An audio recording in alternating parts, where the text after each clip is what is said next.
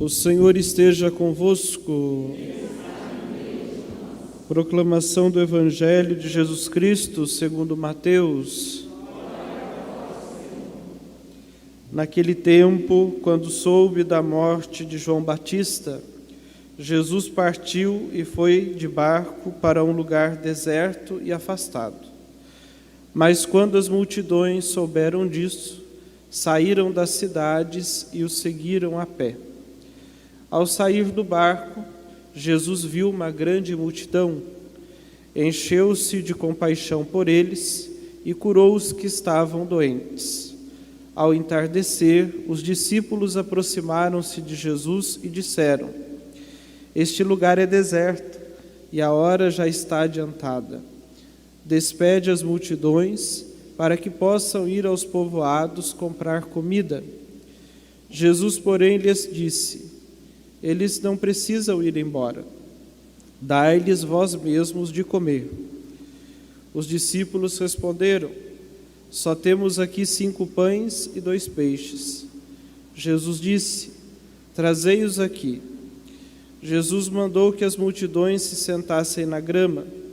Então pegou os 5 pães e os 2 peixes, ergueu os olhos para o céu e pronunciou a bênção.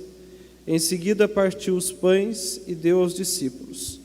Os discípulos os distribuíram às multidões. Todos comeram e ficaram satisfeitos, e dos pedaços que sobraram, recolheram ainda 12 cestos cheios. E os que haviam comido eram mais ou menos 5.000 homens, sem contar mulheres e crianças. Palavra da salvação. Glória a vós, Senhor.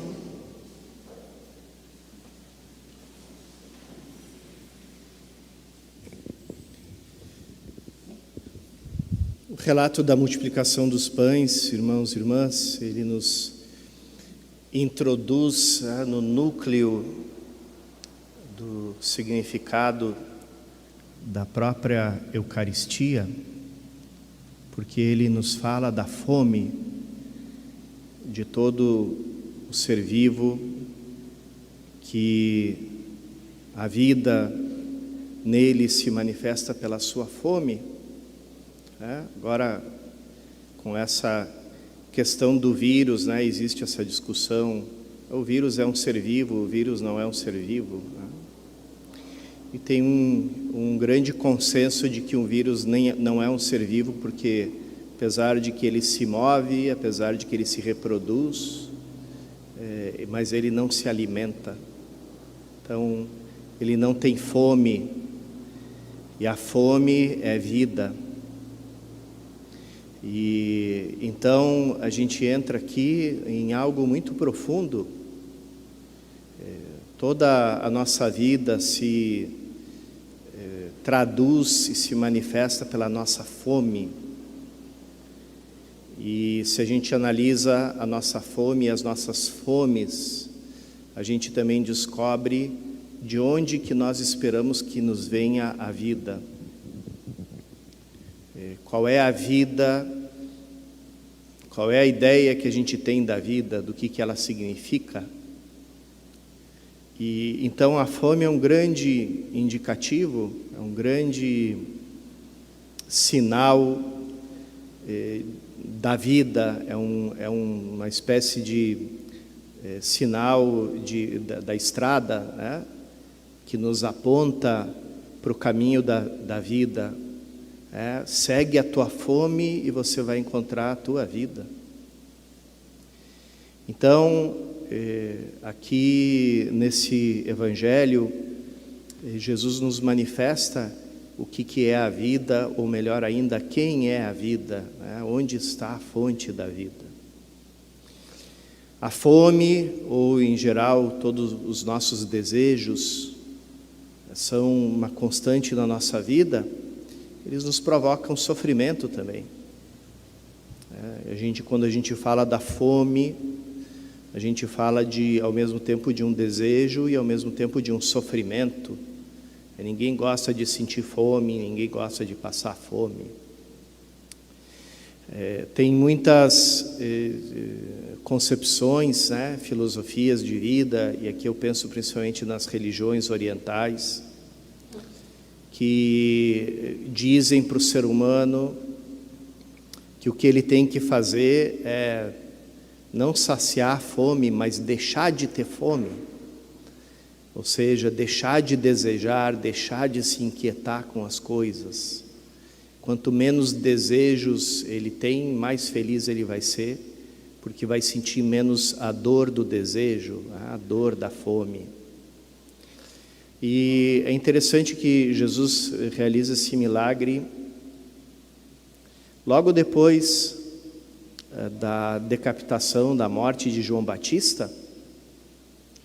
E aquela cena terrível que é contada nos evangelhos da morte de João Batista, ela mostra justamente o que são esses desejos que querem se eliminar. Ali toda a cena é uma cena de desejos fortes. É o banquete de Herodes, é a menina que provoca desejos no seu padrasto, é ele que convida ela a pedir tudo o que ela deseja para ele, e a menina não sabe o que desejar, então vem o desejo da mãe. E qual é o desejo da mãe, da menina? Calar aquilo que inquieta, aquietar. Corta a cabeça do profeta, porque ele me incomoda, ele me inquieta. Então, vamos cessar isso. O sinal que me conduz para a vida, eu vou arrancar ele fora. Para eu não ir para lugar nenhum. E o quanto da nossa vida, se a gente pensar um pouco essa nossa mentalidade de bem-estar, né, e tudo aquilo que fica debaixo do conceito do rótulo de qualidade de vida, ele tem muito o que ver com não desejar mais nada, né? Por isso as pessoas hoje procuram essas técnicas de relaxamento, de meditação, todas baseadas nas filosofias e religiões orientais, quer dizer, naquilo que prega a eliminação do desejo. Não deseja mais nada, se inquieta, não pensa mais em nada, faz um vazio na tua mente, provoca um vazio, deixa de desejar. Então, ao invés de saciar a fome, se procura eliminar a fome. Mas a fome a gente não pode eliminar, porque a fome é o sinal da vida. O que a gente tem que fazer é descobrir o que é que está no fundo da nossa fome. Por isso, Jesus, depois da multiplicação dos pães, ele vai falar que aquele pão que eles comeram no deserto, ele é só um sinal que aponta para quem dá a vida completa e a vida perfeita. E ali Jesus anuncia a vida que Ele vem nos dar, e que Ele nos dá por meio de um sinal que também é um sinal de alimentação, né? É a Eucaristia. Por que Jesus se manifesta a nós e vem nos falar através desse sinal do comer, que tanto escandaliza tanto as pessoas que não fazem parte da vida nova em Cristo, que não conhecem, não entendem a vida em Cristo, como aqueles que não têm Deus, se escandalizam com o sinal da Eucaristia.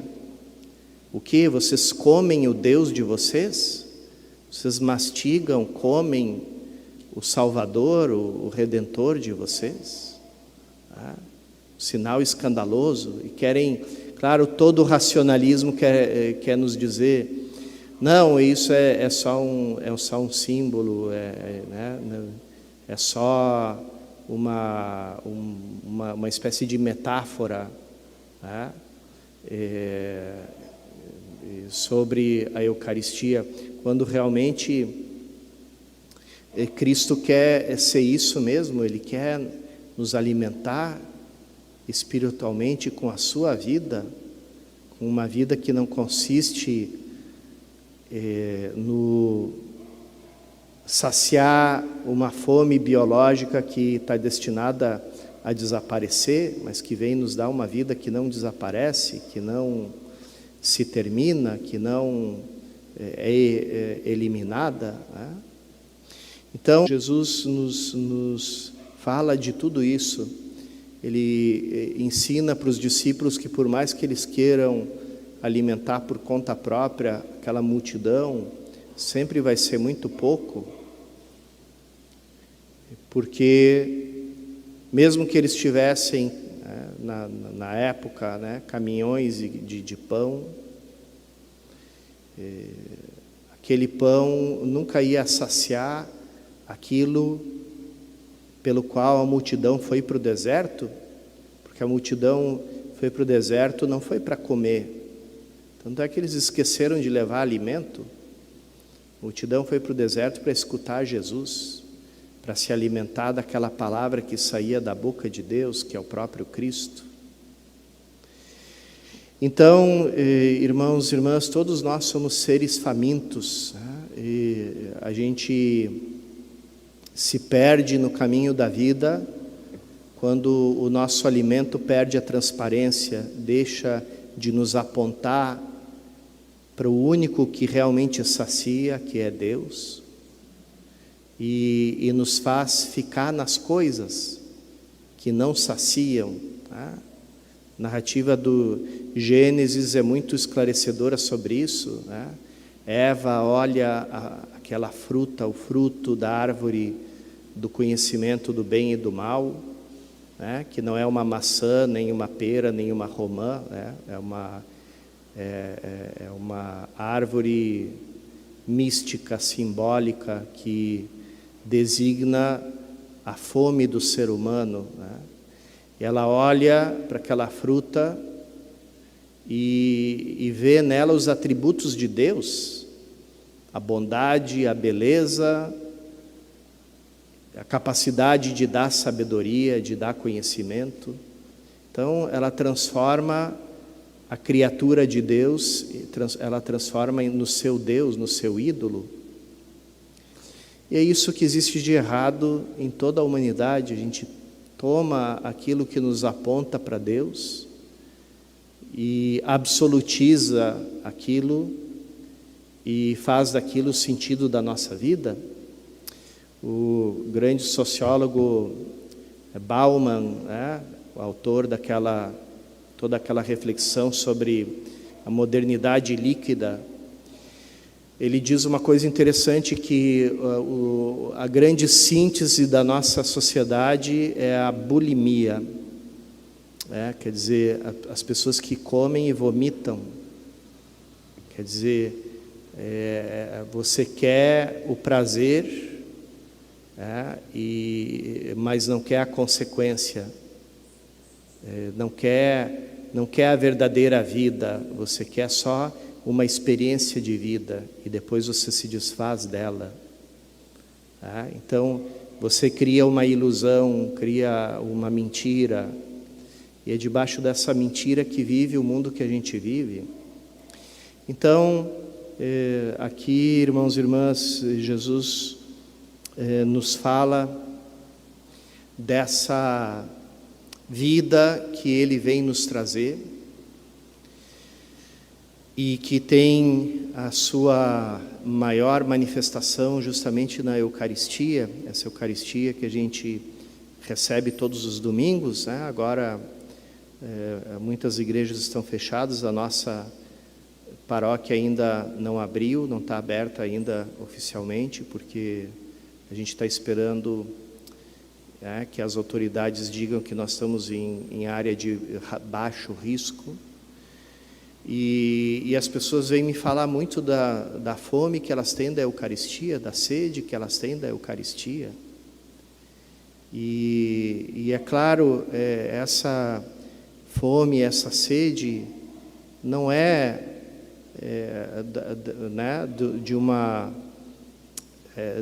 do sinal do pão que é tão insuficiente, e que a liturgia justamente faz que seja um pão quase que estilizado, justamente para dizer, não é isso que mata a tua fome, é Cristo.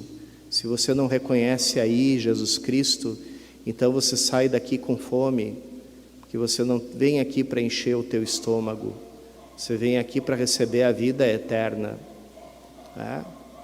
Então a gente lembra que a nossa fome é Cristo, que nós temos fome de Jesus Cristo, que Ele é o nosso verdadeiro pão.